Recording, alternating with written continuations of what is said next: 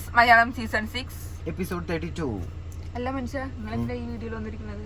നിങ്ങൾ തെറ്റിപ്പോയി മുങ്ങിപ്പോയി എന്നൊക്കെയാണ് കിംവദന്തികൾ, വെറും കിംവദന്തികൾ. ഞാൻ അതല്ല, എനിക്ക് ജോലി തിരക്കാണ്, 2-3 ദിവസമായിട്ട് ലീവിലായിരുന്നു. കഷ്ടപ്പാടല്ലേന്ന് മനുഷ്യന് അരി മേടിക്കണ്ടേ? അരി മേടിക്കണ്ടേ, റേഷൻ കടയിലൊക്കെ തിരക്കാണ്. എന്നാലും നിങ്ങള് എന്നെ ഒറ്റയ്ക്കാക്കി പോയല്ലോ. അതല്ല ഞാൻ ഇപ്പൊ ഓടി വന്നത്. ഇനി അങ്ങോട്ട് ചറപറ വീഡിയോസ് അല്ല, ചറപറ വീഡിയോസ് ആണ്, കണ്ടമാനം കണ്ടന്റ് ആണല്ലോ.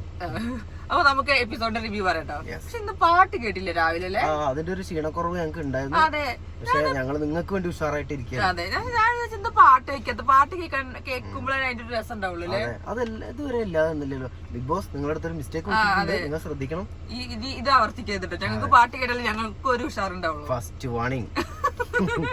വാണിങ്ങിനെ കുറിച്ചുകൂടെ പറയരുത്. ദേഷ്യം പിടിച്ചാൽ ഞാൻ വീണ്ടും വാണിംഗ് കൊടുക്കും. അപ്പൊ Apsara and Shiva ego clash, മറ്റേ കോൾഡ് വാർ ആണ്. രാവിലെ തന്നെ ജഗ പോക കച്ചറ. ഞാൻ വരില്ല എന്നാണ് ഒരു സൈഡിലേക്ക് മാറിയിട്ടുണ്ട്. അതിൽ പിടിച്ചു വലിച്ച് എല്ലാരും കൊണ്ടുവരാൻ നോക്കുന്നുണ്ട്. ഇത്രയും ദിവസം ഈ ഒരു അസുഖം നമ്മളെ ജാൻമണിക്ക് മാത്രമേ ഉണ്ടായിരുന്നുള്ളൂ അല്ലെ?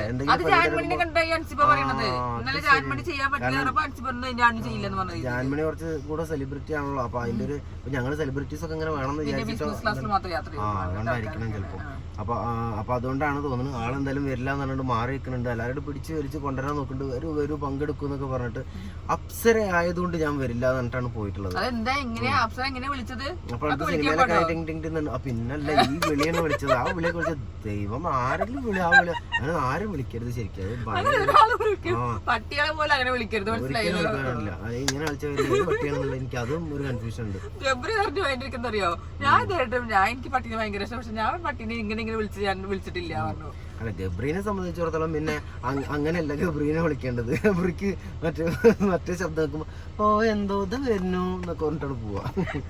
എനിക്ക് ചിന്നു പറയുന്നുണ്ട് ഞാൻ പട്ടികളെ വാട്ടി വിടുന്നത് അങ്ങനെയാണ്, ഇങ്ങനെ ആട്ടി വിടുന്നത് ചിന്നു. പട്ടികളെ ആട്ടി വിടുന്നത്. അയ്യോ, അതിന്റെ ചർച്ച ഭയങ്കര ഉണ്ടായിരുന്നു. അൻസിബ രക്ഷയില്ലട്ടോ, ഞാൻ വരില്ല, ഞാൻ പണിയെടുക്കില്ല, ഞാൻ ഒന്നും ചെയ്യില്ല. അൻസിബ കുറച്ചായിട്ട് ഇപ്പൊ സിനിമയിൽ ഇതില് ഇവിടെ ആയതുകൊണ്ട് അഭിനയിക്കാൻ. അപ്പൊ അഭിനയത്തിന്റെ സാധനങ്ങൾ മറന്നു പോകണ്ടെന്ന് വെച്ചിട്ട് എന്താണോ അതിന്റെ ഒരു പ്രാക്ടീസ് ആണെന്നിട്ടാണ് എനിക്ക് തോന്നുന്നത്. എന്തൊക്കെ ഒരു നാടകമൊക്കെ നടക്കണമാര് അഭിനയ ഭാവങ്ങള് മിന്നി പറഞ്ഞിട്ടുണ്ട്. ബിഗ് ബോസിനാണെങ്കിൽ നല്ല ഇഷ്ടമായിട്ടുണ്ട്. നല്ല ക്ലോസപ്പ് കാണിച്ചിട്ട് അതിലിങ്ങനെ അത് മനസ്സിലാവുന്നുണ്ട് സിനിമക്കാരെ ആയതുകൊണ്ട്. കണ്ണു അങ്ങനെ ചായക്കൊക്കെ ഭയങ്കരമായിട്ട് കാണിക്കുന്നുണ്ട്.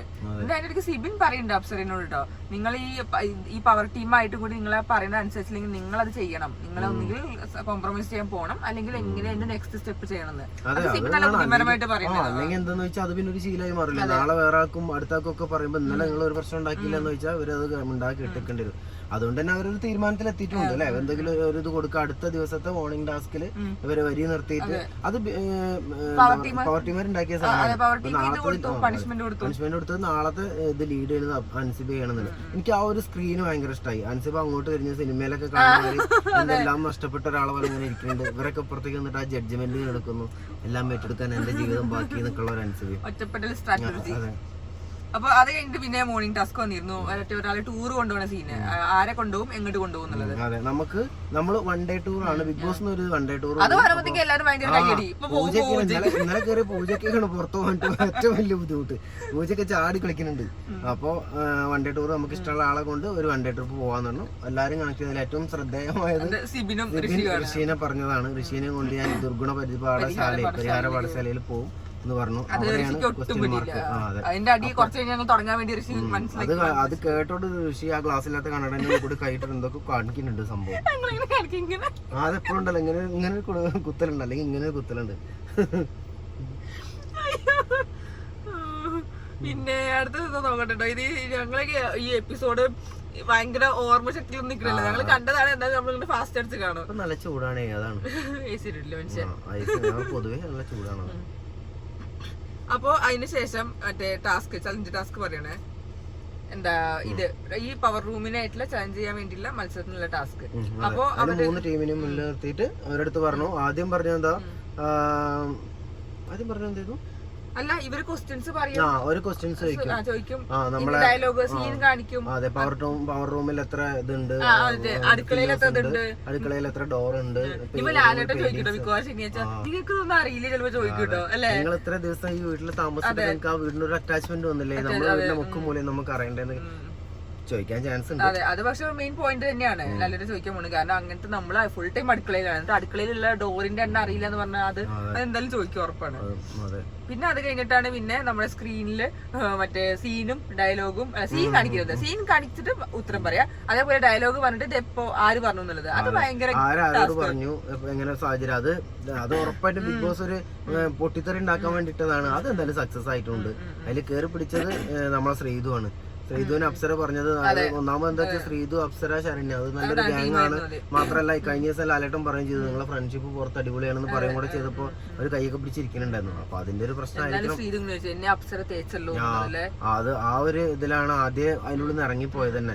പിന്നെ ഇറങ്ങി പോകുമ്പോ മൂപ്പത്തി ചിന്തിച്ചിട്ടില്ലെങ്കിൽ നമ്മളെ DJ ഒരു DJ ആണ് പാടിട്ടുണ്ട്. മൂപ്പര കൊട്ടും പാട്ട് കറക്റ്റ് ആയിട്ടാണ് നമ്മളെ മനസ്സിൽ ഇട്ടുകൊടുത്തിട്ടുണ്ട്. പൂജനോട് പറയുന്നുണ്ട്. അതെ, എന്നിട്ട് അത് പൂജ ആദ്യം എന്നിട്ട് ആ പ്രശ്നം തീർക്കാൻ അപ്സരനെ തന്നെ ആ റൂമിൽ കൊണ്ടുപോയിട്ട് രണ്ടിനെയും കൂടെ ഒന്ന് മുട്ടിക്കുകയും ചെയ്തു.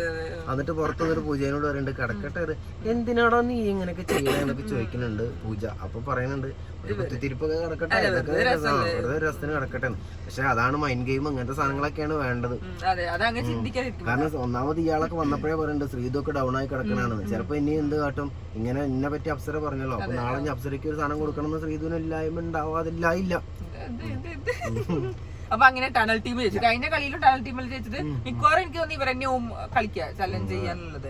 അപ്പൊ അങ്ങനെ ആ പരിപാടി അതിന്റെ ഇടയ്ക്ക് പറയാൻ മറന്നു. അതിന്റെ ഇടയ്ക്കാണ് നമ്മുടെ സായിന്റെ വാണിംഗ്. അതെ, സായിന്റെ രണ്ടാമത്തെ വാണിംഗോ രണ്ടാണ് കിട്ടിയത്. അത് എന്റെ അഭിപ്രായത്തിൽ വാണിങ്ങിനേക്കാളും കൂടുതൽ കൺഫെഷൻ റൂമിൽ വിളിച്ചിട്ട് എന്തെങ്കിലും ഒരു വഴക്ക് പറയണമെന്ന് നന്നാവുമെന്ന് തോന്നുന്നു. കാരണം ബിഗ് ബോസിന്റെ ഇതിൽ ഇപ്പം വന്ന 6 പേരിലും ആരും ചെയ്യാത്തൊരു കാര്യമാണ്. വളരെ ഇതെന്താന്ന് വെച്ചാൽ ഒന്നുകൂടെ സ്ട്രോങ് ആയിട്ടാണ് നല്ല കാര്യങ്ങൾ സംസാരിച്ചത്. തെറ്റായുള്ള കാര്യമാണ്. അപ്പൊ എന്തായാലും ലാലേട്ടൻ മിക്കവാറും ചോദിക്കണം. അത് എനിക്ക് തോന്നുന്നത് ഈ പ്രാവശ്യത്തെ ലാലേട്ടൻ വന്നാൽ ലാലേട്ടൻ ആദ്യം ഉറപ്പായിട്ടും ലാലേട്ടൻ ചോദിക്കണം എന്നുള്ളതാണ്. പിന്നെ അത് കഴിഞ്ഞപ്പോ മറ്റേ സംഭവം ശ്രീധുവിന്റെ പറഞ്ഞില്ലേ, ശ്രീധു എല്ലാ കാര്യങ്ങൾ പറഞ്ഞു, ശ്രീധു സങ്കടപ്പെട്ടിരുന്നു അപ്സര പറഞ്ഞു. അത് കഴിഞ്ഞപ്പോ ഋഷി എന്താ പറയുക രണ്ടുപേരിലും കണ്ണു കുത്തിയിട്ടുണ്ട്. അപ്പൊ ഉറപ്പായിട്ടും ഋഷിക്ക് പിന്നെ ഈ പ്രശ്നത്തിനൊരു പരിഹാരം, വെറുതെ അല്ല ഇയാള് പരിഹാര പാഠശാല പോകണം എന്നുള്ളത്. അപ്പൊ ഋഷിക്ക് ആ സാധനം എടുത്തിടണം എന്ന് പറഞ്ഞ ഒരു മീറ്റിംഗ് വിളിച്ചു. അതില് പലരും നീച്ചു പോകുന്നുണ്ട് ഒക്കെ ഉണ്ട്. അപ്പൊ നമ്മളെ ക്യാപ്റ്റൻ ആകെ ഇളകിത്തുള്ളി ഇരുത്തിയിട്ടുണ്ടല്ലോ. ക്യാപ്റ്റനാണ് ആ മീറ്റിംഗ് വിളിച്ചത്, അത് ക്യാപ്റ്റനെ തീരെ സഹിക്കാൻ സങ്കടമൊക്കെ വന്ന് ഇങ്ങനെ മുഖത്ത് മിന്നി തിളങ്ങിയിരിക്കുകയാണ്. കാരണം എന്താ പറയാ ഇത്രയും കാലം ഇല്ലാത്ത രീതിയിലാണ് ക്യാപ്റ്റൻ പൊടിയിടുന്നൊക്കെ. ഇത്രയും കാലം പവർ റൂമിലായിരുന്നു ക്യാപ്റ്റൻ സ്ഥാനം ഉണ്ടായിരുന്നത്. പക്ഷെ എനിക്ക് തോന്നുന്നുണ്ടറിയോ അതില് ക്യാപ്റ്റൻ അങ്ങനെ ഒരു ഈഗോ പ്രശ്നം ഉണ്ടാവാൻ ചാൻസ് ഉണ്ട്. കാരണം ഇതിപ്പോ പവർ റൂമിൽ ഇരിക്കാന്ന് വെച്ചിട്ട് അത് നടന്നിട്ടില്ലല്ലോ. അപ്പൊ പവർ റൂം എന്താ ഇങ്ങനെ ആട്ടുന്ന തോന്നല് ക്യാപ്റ്റൻ വരാൻ ചാൻസ് ഉണ്ട്. എന്താണെന്നുണ്ടെങ്കിലും ആ പ്രശ്നത്തിന് പരിഹാരത്തിന് ഇതാക്കി അതൊരു എന്തായാലും വലിയൊരു പൊട്ടിത്തെറിയൊന്നും ഉണ്ടായില്ല അല്ലെ. ഋഷി അതിന്റെ ഇടയിൽ എന്തിനാണ് അൻസിബേനെ ഞാൻ പ്രൊട്ടക്ട് ചെയ്യും, അൻസിബേനെ ഞാൻ പ്രൊട്ടക്ട് ചെയ്യും, ഞാൻ നെറ്റും എല്ലാവരും ഒട്ടിച്ച പോലെയല്ല ഒട്ടിച്ചത്, ഞാൻ ആത്മാർത്ഥമായിട്ട് ഒട്ടിച്ചെന്നൊക്കെ വേണ്ടത്. അയാളൊരു ജെന്യൂനിറ്റി ആയിരിക്കുമോ കാണിക്കുന്നത്. എന്നാലും ഒരു ഗെയിമിന്റെ ഭാഗമാകുമ്പോ എന്തായാലും അതൊക്കെ കുറെ പൊട്ടിത്തെറി അതിന്റെ പേരിൽ കുറെ ഉണ്ടായി. പിന്നെ അതേപോലെ അതിന്റെ ഇടയ്ക്ക് പിന്നെ ശ്രീധുവും ഋഷിയും തമ്മിലുള്ള പ്രശ്നം പറയേണ്ടത്. ശ്രീധുവിന്റെ എന്തൊക്കെ പുച്ഛഭാവമാണെന്ന് സിബിൻ പറഞ്ഞത്. ഋഷിക്ക് ഭയങ്കര പുച്ഛാണ് ശ്രീധുവിനെ എന്നുള്ളത്. എനിക്ക് തോന്നുന്നത് സിബിൻ ശ്രീധുവിനൊന്നും ഇളക്കില്ല എന്തായാലും 2 കേസിലായിട്ട്. അയാള് പറയുന്നുണ്ട് ആ ഒരു അടി കഴിഞ്ഞു ഈ ഒരു അടി, അതാണ് ഞാൻ ഉദ്ദേശിക്കുന്നത് ഫണ്ണായിട്ട് പറയുന്നത്.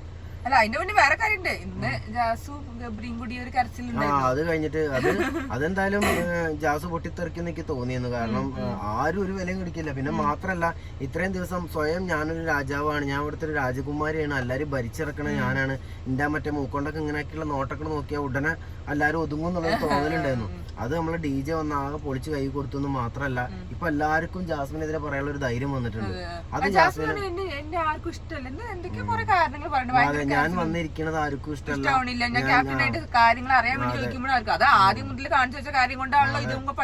സ്വയം പെട്ടെന്ന് ഒരു ദിവസം ഉണ്ടായതല്ല, വെറുപ്പിച്ച് അങ്ങേയറ്റം എല്ലാരും വെറുപ്പിച്ചുകൊണ്ടാണ് ആർക്കും ഒപ്പം കൂട്ടാനില്ല. പിന്നെ ആകെ നമ്മളെ എന്തടാ ആകെ പ്രശ്നം ഉണ്ടാവും എന്നൊക്കെ പറഞ്ഞു നിൽക്കണ നമ്മളെ ഗബ്രിക്ക് മാത്രമാണ് ഇത് താല്പര്യമുള്ളത് വന്നിരിക്കുന്നത്. എപ്പിസോഡിൽ കാണിക്കാത്ത സാധനം ഇന്ന് ജാസ്മിൻ ഗബ്രിനോട് പറയണ്ടേ അപ്സരനെ പവർ റൂമിൽ കയറ്റിയാണ് ഏറ്റവും വലിയ പ്രശ്നം. കാരണം അപ്സര നല്ല ലീഡ് ചെയ്യുന്നുണ്ട് പവർ റൂമിൽ, ഇവളെക്കാളും ഒന്ന് പൊന്തിക്കണ കണ്ടപ്പോ ചെയ്യാൻ പറ്റാത്ത ബുദ്ധിമുട്ടാണ്. അപ്സരയ്ക്ക് നല്ല ബൂസ്റ്റ് ലാലേട്ടന്റെ അടുത്താണെങ്കിലും കിട്ടി, വന്ന കണ്ടസ്റ്റൻസിന്റെ അടുത്തും കിട്ടി. അപ്പൊ അപ്സര അടിപൊളിയായിട്ട് കളിക്കുന്നുണ്ട്. അതിന്റെ ഒക്കെ കൂടെ ആയിരിക്കും. പിന്നെ ഗബ്രീന്റെ ഒപ്പം അവിടെ പോയി ഇരിക്കാൻ പറ്റാത്തതിന്റെ ബുദ്ധിമുട്ടും ഒക്കെ ആയിരിക്കും. കൊറേ ഒക്കെ അതൊന്നും ഒതുങ്ങിയല്ലേ?